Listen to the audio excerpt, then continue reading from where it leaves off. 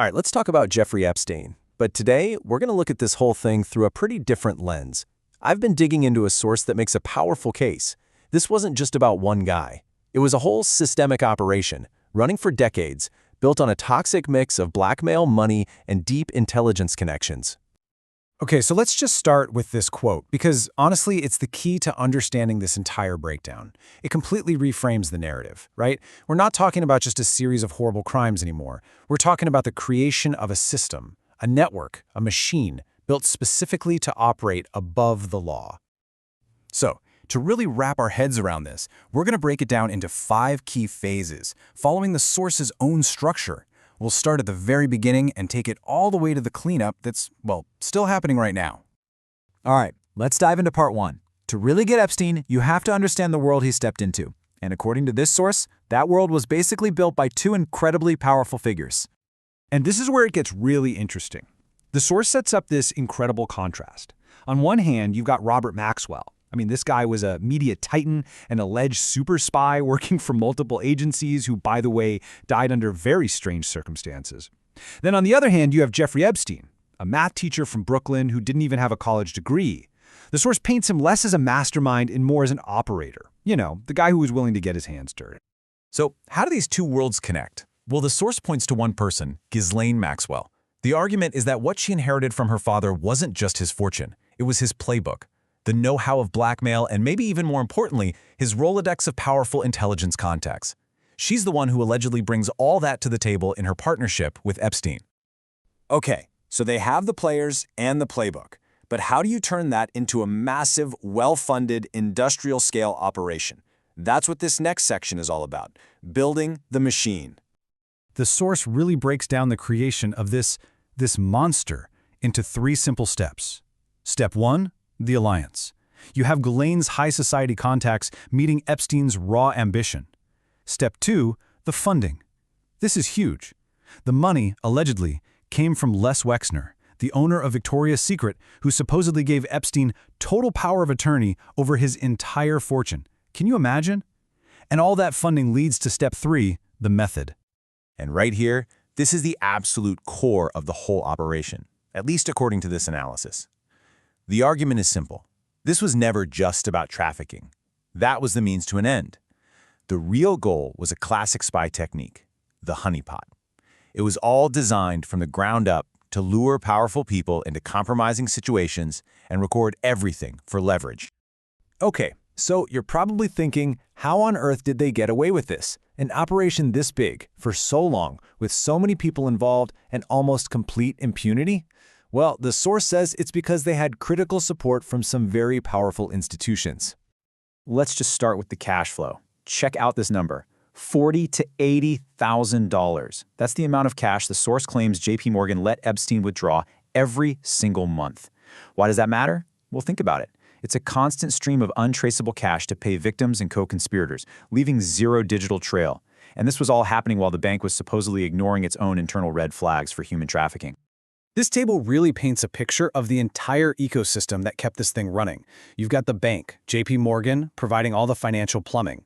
Then you have the locations, the infamous island, an offshore hub for the blackmail stuff, and his ranch in New Mexico, which the source says was the center for Epstein's weird obsessions with eugenics and transhumanism. And finally, and this is crucial, you have the elite guests. People like Prince Andrew, Bill Clinton, famous scientists. Their presence, the source argues, gave the whole thing a veneer of legitimacy and guaranteed their silence. So for years, this machine just runs and runs. But then, 2008, the operation faces its first real test when Epstein gets caught down in Florida. You'd think that would be the end of it, right? Nope. In fact, this moment ended up revealing just how much protection he really had, leading to that, let's just say, incredibly lenient plea deal that everyone talks about. And then you get this, the bombshell. Years later, the very prosecutor who cut that deal, Alexander Acosta, apparently said this: "I was told he belonged to intelligence and to leave him alone." Wow. The source presents this quote as the first time someone from inside the justice system basically admitted it. Epstein wasn't just another rich criminal. He was considered an asset, protected by some powerful unnamed intelligence group. Fast forward to 2019. The pressure is mounting, thanks in large part to the Miami Herald's reporting. It just became too much to sweep under the rug anymore. The system's protection starts to crack, and that's when the story takes its most dramatic and its most mysterious turn. And the timeline here is just critical to understand. So JP Morgan finally cuts him off, but then Deutsche Bank just steps right in, and the money keeps flowing. But the public outcry is deafening, and it leads to his arrest in 2019. So now he's sitting in a federal jail cell, and everyone is thinking, okay, this is it. To save his own skin, he's finally going to start naming names. But he never got the chance. The source then lays out this list of, let's call them, highly convenient anomalies around his death. The security cameras? Oh, they just happened to malfunction. The 2 guards on duty? Both fell asleep at the same time. And his cellmate? He was removed from the cell shortly before Epstein died. What's the result of this perfect storm of coincidences? Well, the criminal case against Jeffrey Epstein was officially closed, and all his secrets were officially buried with him. So with Epstein, the figurehead, gone, the game changes. The source argues the whole operation shifts from protection to damage control.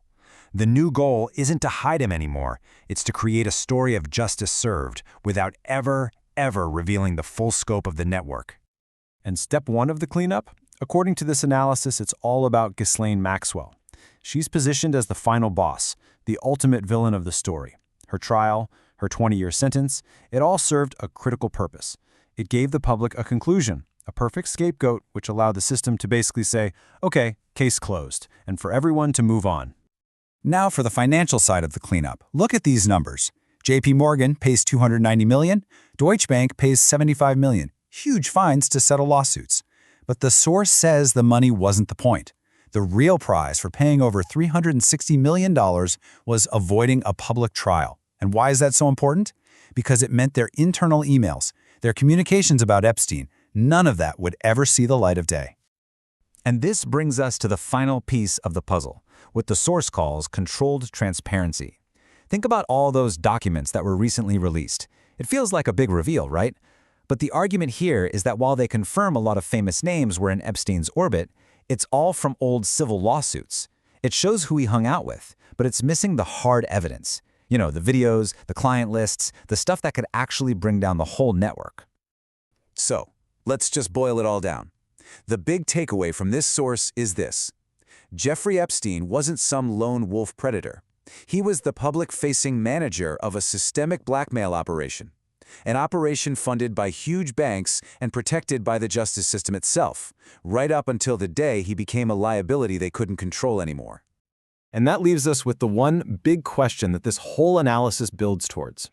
If Epstein's death was the end of the figurehead, if Ghislaine's conviction was the scapegoat, and if the document dumps are just controlled transparency, then what exactly was being cleaned up? What secrets, and maybe more to the point, whose secrets are still being protected right now?